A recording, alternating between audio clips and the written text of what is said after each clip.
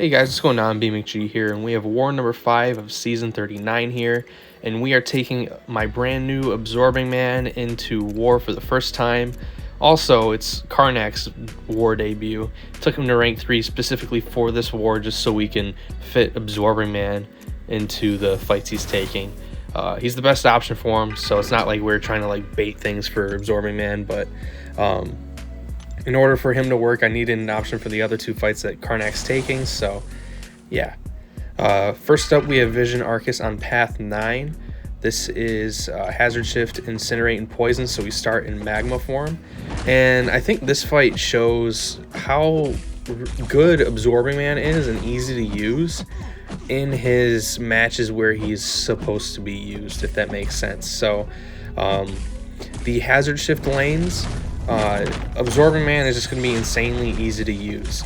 The one thing for this node that I'm taking, the Hazard Shift, Incinerate, and Poison, you need I-Bomb here so you're immune to the poison. I mean, you could wait it out and not hit them while they have the poison phase active, but I feel it's a lot more fun just to use the I-Bomb synergy, because Absorbing Man's a beast and he's going to be able to take a lot of these fights just himself. So having I-Bomb on the team isn't much of a loss, especially since it's I-Bomb, and it gives a really decent benefit to I-Bomb as well, the synergy. But next up, we have Scorpion on the second node here, and this is Karnak's first fight. I could have used Absorbing Man here, but I just didn't feel comfortable with it, so we decided Karnak was the best option here for me, specifically. Falcon was banned, so Karnak is, a go. He's good. So special 1 here for True Strike, and then heavies to pause the True Strike. Right there, it was late. We had some input issues this war as well. I don't know if you guys watched last war's video, but we had some of those as well. Like right here. Just, we were late on our heavy attacks. I don't know if I was late myself or... yeah, and there's another thing. I think I was trying to punish right there. But, Scorpion special 1 doesn't hit too hard, so it's not a big deal. But now we could just get into the rhythm again with this parry heavy, keep the True Strike active, and yeah, we want to get to our special 2 if we can. Karnak also has, I think he has something that he punishes with poisons. He doesn't like punish the opponent for placing them on him, but he either has reduced duration or reduced potency. Can't remember off the top of my head, but it comes in handy here. But yeah, that special 2 is really nice. Now we have the Fury passive, so we could just keep going to town, parry heavy, parry heavy. Karnak being a part of the attack tactic, I think, is really cool, because he's a very underrated champ, and he's not like the best skill champ by far. Not trying to make anyone mad who loves Karnak, but this just gives him a decent role in tier 1, which I think is really cool.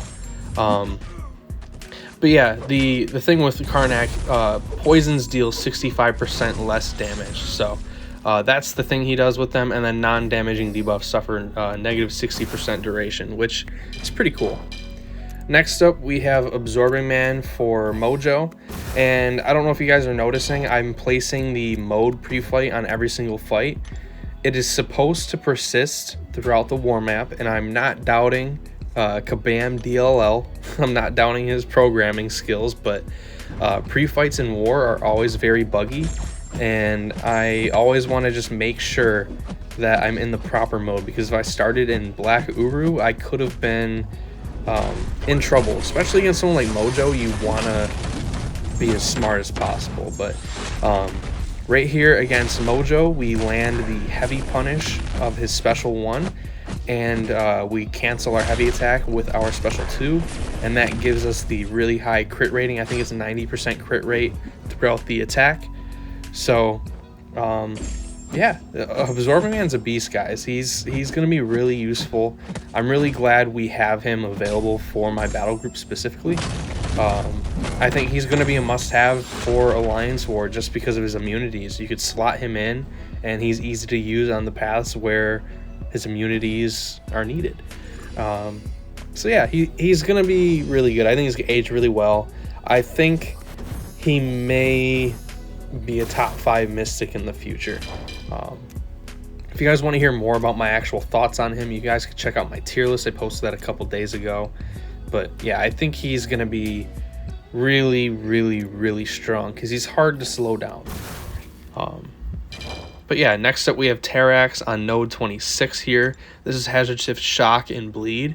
So we have to start in Black Uru mode, so we don't get the nice energy resistance from the Magma form, but we do get the immunities to the two damaging debuffs throughout the fight from the node.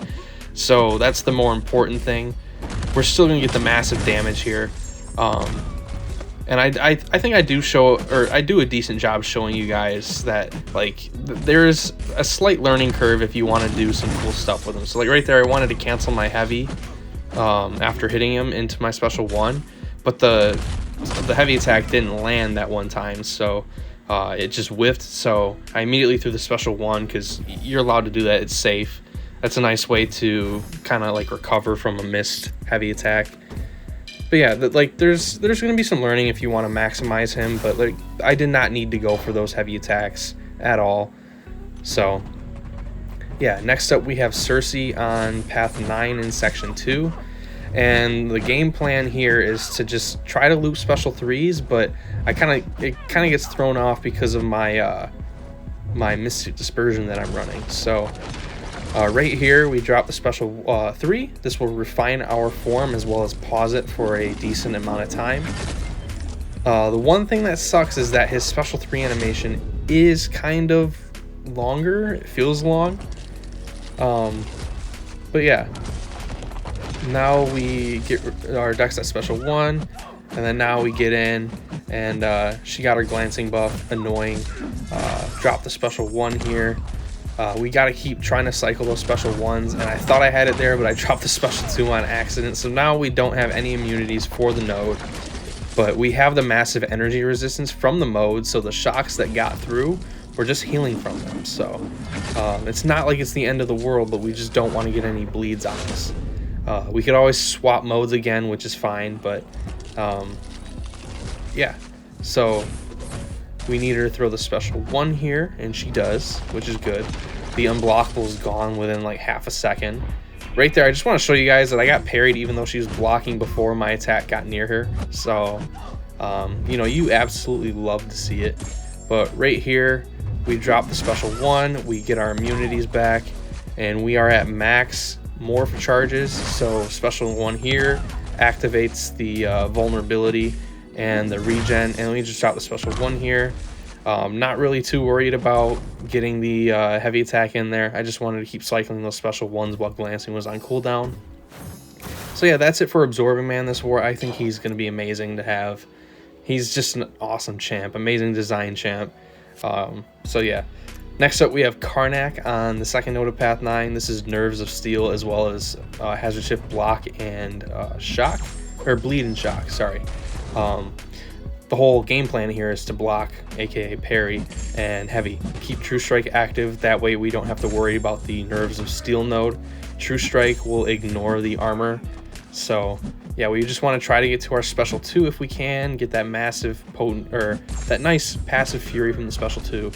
You guys are gonna see here something funny happens. It's really not the biggest deal, because like the war for me is over after this fight.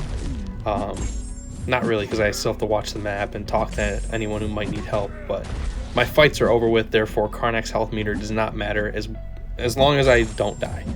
But you'll see, I almost called Mr. Fantastic DLL, but you'll see Reed clips me in a not nice way. But we drop the special 1 here again to refresh our True Strike.